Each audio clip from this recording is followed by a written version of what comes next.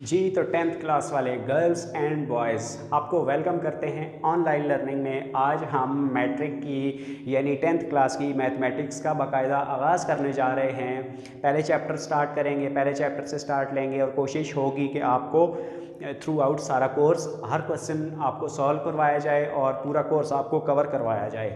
तो पहला चैप्टर है क्वाड्रेटिक इक्वेशंस का, तो इससे लेते हैं स्टार्ट। अच्छा, आपने वीडियो स्किप नहीं करनी, वीडियो को एंड तक देखना है, तब आपको पूरे सारे क्वेश्चन जो भी मैं समझाऊंगा तब आपको समझ आएगी। अगर आप वीडियो को स्किप करके देखेंगे तो आपको पॉसिबिलिटी है कि कोई चीज़ समझ ना आए।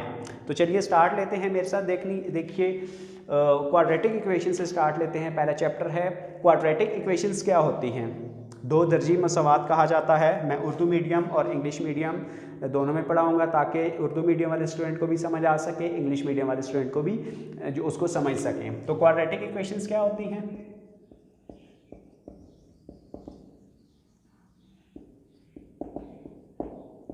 दो दर्जी मसवातें, अरे नाम से नहीं सर, दो दर्जी यानी जिसका दर्जा दो हो, जिसकी डिग्री दो हो, तो कोई मसवात हो, जैसे ax² प्लस bx प्लस सी। अब देखें ना, और मसवात है तो इक्वल टू कोई चीज़ इक्वल भी आएगी दरमियान में, तो इक्वल टू 0। अब ये दो दर्जी मसवात है। कैसे दो दर्जी है, इसकी डिग्री क्या है, 2 है। हाईएस्ट डिग्री ऐसी इक्वेशन जिसकी हाईएस्ट डिग्री 2 होगी, दो दर्जी मसवात होगी। ठीक हो गया। और क्वाड्रेटिक इक्वेशन यानी होगी, और उसकी स्टैंडर्ड फॉर्म ये होती है जी, याद रखना है आपने, ax² plus bx plus C is equal to 0। यहाँ पर ये जो a, b और c है ना, ये हमारे पास कांस्टेंट होते हैं। ठीक है, ये x वेरिएबल है, यहाँ पर ये x वेरिएबल है, ये c कांस्टेंट है और ये a, b भी कांस्टेंट हो सकते हैं, यानी रियल नंबर में से होंगे। ओके, अच्छा अब बात कर लेते हैं कि इसको सॉल्व कितने तरीक़ों से किया जाता है। क्वाड्रेटिक इक्वेशंस को सॉल्व कैसे करते हैं, कितने तरीक़ों से करते हैं। हम जो 1.1 में डिस्कस करेंगे वो हमारे होंगे जी, 3 तरीके होते हैं इसको सॉल्व करने के। सबसे पहला तरीका बजरिया तज्ज़ी, बजरिया तज्ज़ी इंग्लिश मीडियम में इसको पढ़ते हैं बाय फैक्टराइजेशन।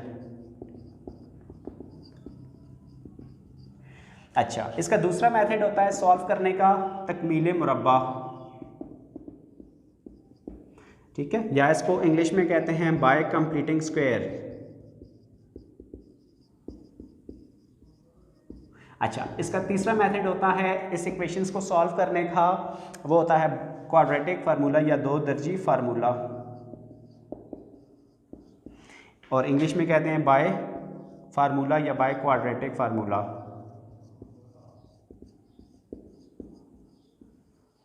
गुड हो गया, ये 3 मेथड होते हैं। अच्छा, आज हम इन तीनों मेथड को डिस्कस बिल्कुल नहीं करेंगे। सोच रहे होंगे कि फिर आज डिस्कस क्या करेंगे, अरे 1.1 को ही डिस्कस करेंगे। देखिए तो सही मेरे साथ, 1.1 ही हम डिस्कस करेंगे, लेकिन उसका सिर्फ क्वेश्चन नंबर 1 हम डिस्कस करने वाले हैं।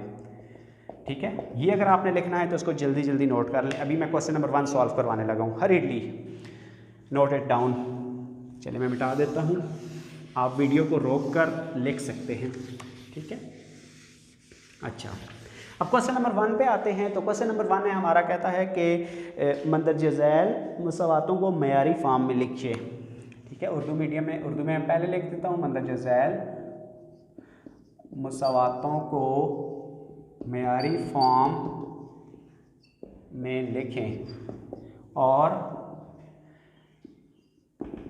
प्योर दो दर्जी मसवात की निशानदेही करें। मंदरज झैल जी अभी जो सॉल्व करवाऊंगा, ठीक है, इन मसवातों को क्या करना है, दो दर्जी फॉर्म में लिखना है और प्योर दो दर्जी मसवात को सेपरेट करना है। अब प्योर दो दर्जी स्टूडेंट कौन सी होती है, अभी तो मैंने सिर्फ आपको रिसेंटली क्या बताई थी कि ये दो दर्जी इक्वेशन है, दो दर्जी मसवात है, क्वाड्रेटिक है। प्योर क्वाड्रेटिक कौन सी होगी, जिसमें ax² तो होगा लेकिन ये x वाली टर्म नहीं होगी, डायरेक्ट कांस्टेंट होगा। तो ये चीज़ हमारे पास होती है प्योर क्वाड्रेटिक, यानी इक्वेशन क्वाड्रेटिक इक्वेशन जिसमें x वाली टर्म ना हो, वो हमारे पास वो जो इक्वेशन होती है वो प्योर क्वाड्रेटिक होती है।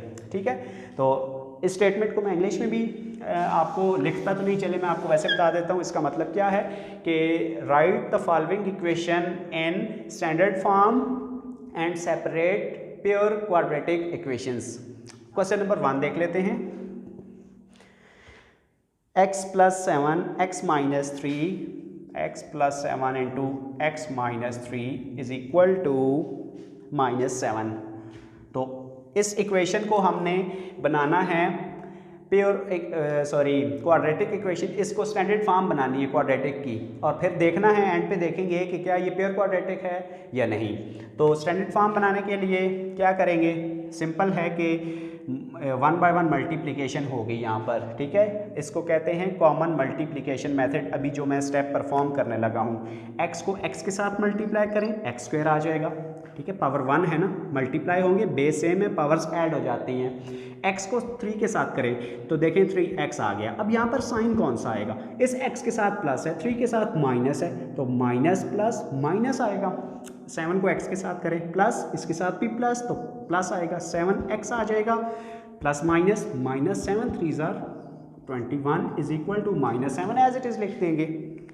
यहाँ तक पहुँच गए। अच्छा, मज़ीद सिंप्लीफाई कर लेते हैं। x² देखिए 7 - 3x, 7x - 3x, क्योंकि इस यहाँ पर वेरिएबल x, यहाँ पर भी वेरिएबल x, तो ये आपस में सब्ट्रैक्ट हो जाएंगे। तो 7 में से 3 माइनस करेंगे तो 4x आ जाएगा। अब साइन कौन सा आएगा, माइनस का आएगा या प्लस का आएगा। जो आपके पास ग्रेटर वैल्यू के साथ जो साइन है वो आएगा आपका प्लस आ जाएगा। माइनस का 21 लिखें, ये -7 है, आप इसको लेफ्ट पे ले आए तो प्लस का 7 = 0 रह जाएगा। यहाँ तक समझ आ गई होगी स्टूडेंट आपको, ठीक है। तो अभी इसको मज़ीद नीचे कैसे लिख सकते हैं, x² + 4x, 21 में से 7 माइनस कर देंगे तो माइनस का 14 = 0 आ जाएगा, ठीक है। अब माइनस हुए, साइन माइनस का इसलिए आया है कि बड़ी वैल्यू के साथ माइनस है। सब्ट्रैक्शन में वो साइन लिखते हैं जो कि ग्रेटर वैल्यू के साथ होता है।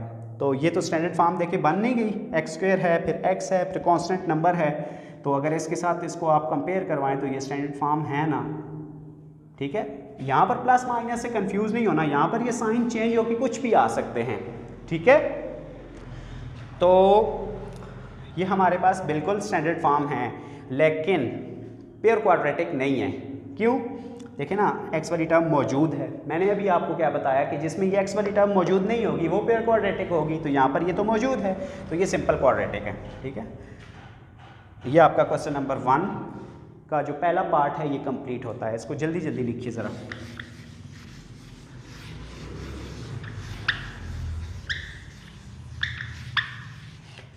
क्वेश्चन नंबर 2 सॉल्व करवा देता हूँ। x² + 4/3 - x/7 is equal to 1। तो स्टैंडर्ड फॉर्म बनानी है इसकी। कैसे बनाएंगे स्टैंडर्ड फॉर्म, याद रखना है स्टूडेंट, किसी भी तरह का क्वेश्चन हो और वो हो फ्रैक्शंस में दिया हुआ हो, कोई भी क्वेश्चन हो फ्रैक्शंस में दिया हुआ हो और दरमियान में उसके प्लस आ रहा हो या माइनस आ रहा हो, तो हम क्या करते हैं, हमारी कोशिश होती है, बेस्ट अप्रोच ये होती है कि हम जो डिनोमिनेटर्स में वैल्यू हैं उनको एलसीएम से सॉल्व कर लें। तो मैं इधर भी ऐसे ही करने वाला हूँ, 7 और 3 का एलसीएम ले लूँगा मैं, ठीक है। तो 7 और 3 दोनों आपस में डिफरेंट वैल्यूज़ हैं, डिफरेंट वैल्यू का एलसीएम मल्टीप्लाई हो के दोनों आ जाती है नीचे, यानी 7 3 = 21। अब ये दोनों नीचे आ गई, डिफरेंट दोनों नीचे आती हैं। और डिफरेंट केस में यहाँ पर न्यूमरेटर में क्या आता है, क्रॉस मल्टीप्लिकेशन होती है, यानी 7 इधर आके 3 इधर जाके मल्टीप्लाई होगा। तो 7 को जब इसके साथ मल्टीप्लाई करेंगे तो यूं -3x के साथ मल्टीप्लाई हो जाएगा इज इक्वल टू 1। 7 को अंदर मल्टीप्लाई कर दें, 7x² + 7 4s are 28 - 3x/21 is equal to 1 आ जाएगा। अभी क्या करना है हमने कि ये 21 इधर डिवाइड कर रहा है, 1 के साथ जाके मल्टीप्लाई होगा तो 21 = 21 ही आएगा, तो यूँ लिख लिया। अभी यहाँ पर 21 इसको अरेंज करके लिख लें 7x², ये -3x पहले लिख लें, प्लस का 28 बाद में लिख लें, ये प्लस का है 21, लेफ्ट पे आके माइनस का 21 और राइट साइड पे तो फिर 0 बच जाएगा। ठीक है, आसान है यहाँ तक। उम्मीद करता हूँ आपको समझ आ रही होगी क्वेश्चन की। ठीक है, तो इसको आप लिख सकते हैं यूँ 7x² -3x, यहाँ पर 28 में से माइनस कर देंगे 21 तो प्लस का 7 = 0 आ जाएगा। तो अब देखें ये फिर ये स्टैंडर्ड फॉर्म है, लेकिन x वाली टर्म मौजूद है तो ये अब प्योर क्वाड्रेटिक नहीं है, hence it is not pure quadratic.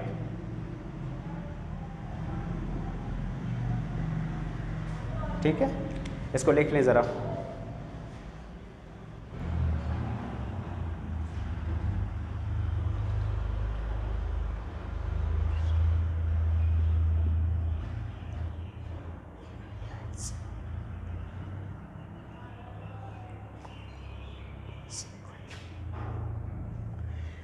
तो ये हमने ले लिया फोर्थ पार्ट। ठीक है, अच्छा एक और बात आपको बताना भूल गया कि अगर आप ये वीडियो YouTube पे देख रहे हैं तो फिर तो आप किसी भी वक्त क्वेश्चन आंसर पूछ सकते हैं।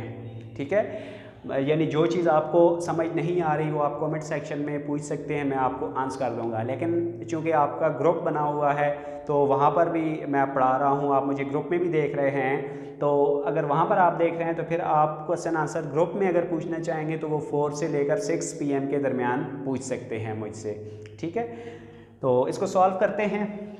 कैसे हम इसको सॉल्व कर सकते हैं जी, वो ही बात है कि क्वेश्चन फ्रैक्शंस में गिवन है और दरमियान में प्लस माइनस भी आ रहे हैं, तो हम क्या करेंगे, इसको एलसीएम से सॉल्व करते हैं।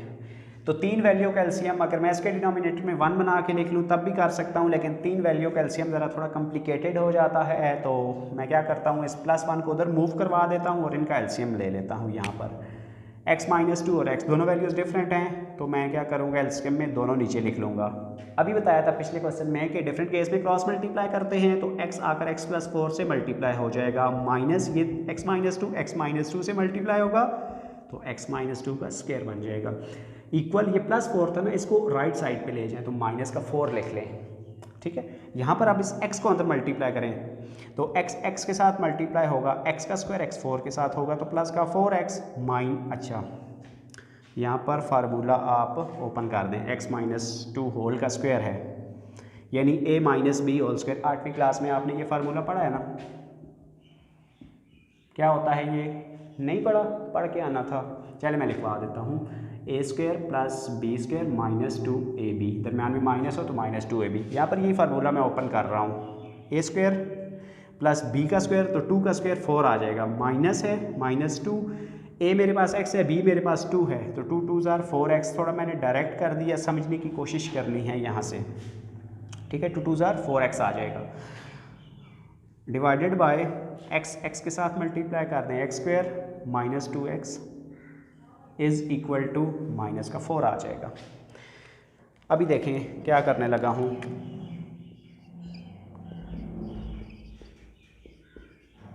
अच्छा तो माइनस प्लस माइनस और आ जाएगा मेरे पास x का स्क्वायर, माइनस प्लस माइनस ये आ जाएगा 4, माइनस माइनस प्लस और आ जाएगा 4x divided by x² - 2x = -4। अभी इसको ज़रा आप जल्दी जल्दी नोट कीजिएगा, मिटा रहा हूँ ताकि मुझे जगह मिल जाए वाइट बोर्ड पे। तो यहाँ से मैं ये रफ कर देता हूँ,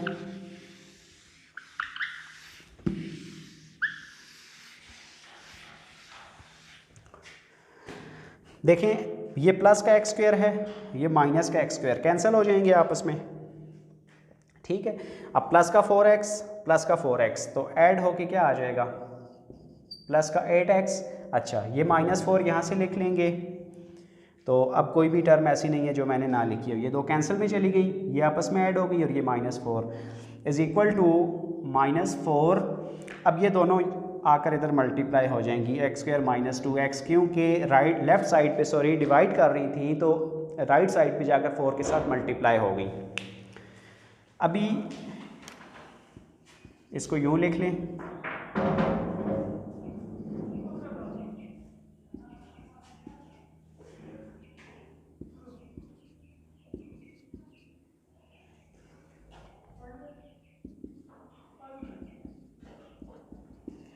तो अरेंज करके मैंने लिख लिया 8x माइनस 4, 8x ये प्लस का 8x था, लेफ़्ट पे ला के माइनस कर दिया, -4 ये माइनस का था तो लेफ़्ट पे लेके प्लस का कर दिया, तो यहाँ तक पहुँच गए। अभी देखिए ये प्लस का है, ये माइनस का, ये भी कैंसिल कर रहेगा। अरेंज करके लिख लेते हैं 4x² माइनस का 4 इज इक्वल टू 0। x² है, कांस्टेंट है, क्वाड्रेटिक तो ये है ही क्योंकि इसकी डिग्री हाईएस्ट डिग्री 2 है, क्वाड्रेटिक है लेकिन साथ में ये प्योर क्वाड्रेटिक भी है। यहाँ पर आप लिख देखें ना, x वाली टर्म मौजूद नहीं है, वो कैंसिल कर गई, तो hence it is pure quadratic.